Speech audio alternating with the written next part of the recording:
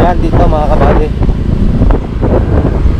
Pag kayo nang galing ng dito sa Batangas City, kakanan kayo dito. Dito ito. Bale itong ito mga kabady ay main road ng Ibaan, Batangas.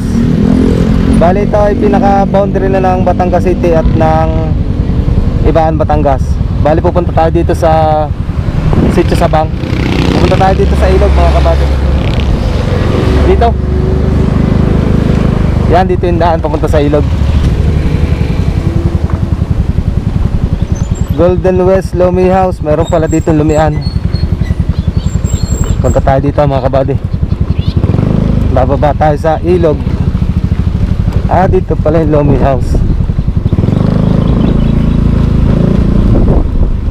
Bibisitahin natin ang ilog ng Ibaan, Batangas, kung anong meron dito sa ibaba. Halos ito lang mga kabady. Flex ko lang itong tower ng kurenting to.